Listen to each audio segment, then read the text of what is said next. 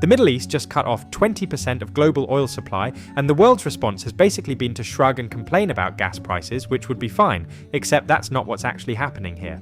Because right now, the global oil market is being held together by a combination of emergency stockpile dumps, sanctioned Russian and Iranian oil being quietly waved through, and a president repeatedly announcing peace deals that Iran says don't exist. And well, all of that is expiring at roughly the same time. But before getting into why that matters, it's worth understanding something that most people covering this have kind of glossed over, which is why the shortage hasn't physically shown up for most countries yet. And the answer is genuinely weird. Oil tankers move at only about 12 knots, roughly the speed of a bicycle, even though they cross thousands of miles of open ocean. They are not small vessels either. Some stretch up to 4 football fields in length and can carry as much as 3 million barrels of oil in a single trip.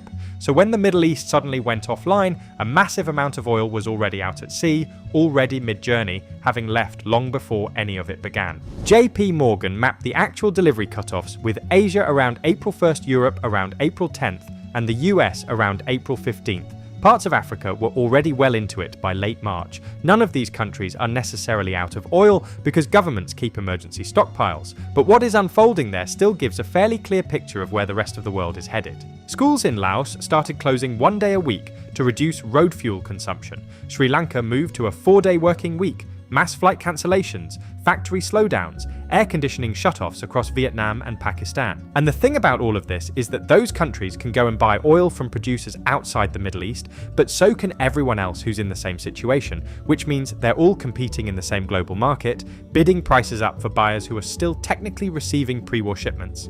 The US is already paying elevated prices partly because of demand surges happening thousands of miles away. When China and Europe fully enter that same scramble, which is basically now, that gets considerably worse. So why does everything still feel mostly functional in the developed world? Well, partly because of those 3 things mentioned earlier, and it's worth going through them, because none of them are actually solutions. The International Energy Agency coordinated the largest emergency stockpile release in its history, 400 million barrels onto global markets at once, roughly equivalent to 200 supertankers materializing out of nowhere. And on top of that, the US quietly authorized sanctioned oil from Russia and Iran to flow into markets which under any normal geopolitical circumstances would be a fairly significant decision. Together, those 2 moves covered about half the supply gap and bought enough time that prices stayed in uncomfortable but manageable territory. The second thing propping this up is strangers.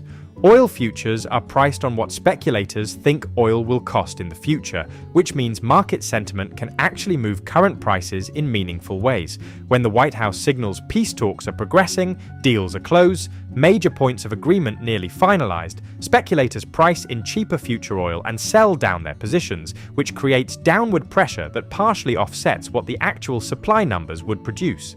Iran has publicly said these talks don't exist. The market responds to the signal anyway, and, well, that's kept prices from hitting the $6 to $7 per gallon range that basic supply and demand math would otherwise suggest. Now, obviously, both of these are one-time mechanisms. Stockpiles don't refill themselves. Speculator sentiment only holds until the supply data becomes impossible to paper over. The floor keeping prices survivable has a very specific expiration date, and it lines up almost exactly with when those last pre-war tankers dock and unload. The bigger issue, though, is that framing this purely as a gas price problem misses what's actually happening underneath. Energy isn't just something that makes driving more expensive, it's the base input cost for almost everything the physical economy produces. So losing 20% of global supply doesn't just mean more expensive gas and everything else roughly the same. It means less of basically everything. Economists call this demand destruction, and it's already showing up in ways that don't make the pump price headlines. Airlines are cutting routes because fuel costs have made large parts of their operations financially unviable.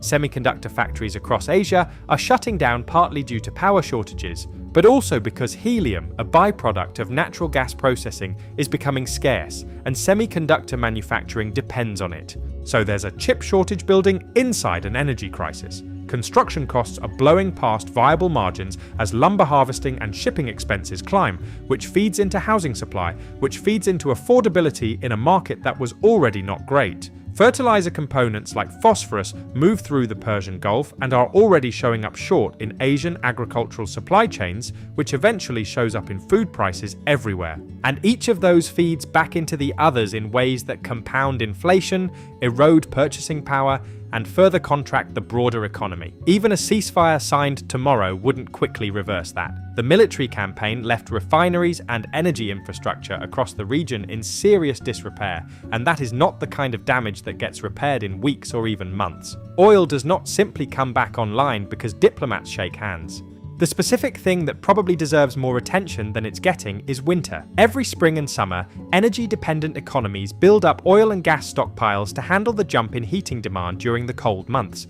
That isn't really happening this year because existing stockpiles are being drawn down close to zero just to deal with the immediate gap. So when December arrives and heating demand spikes across Europe, North America and parts of Asia, the reserves that would normally cushion that demand may not be there in the same way. What we are seeing today is prices still high but mostly manageable, grocery stores still stocked, flights still running.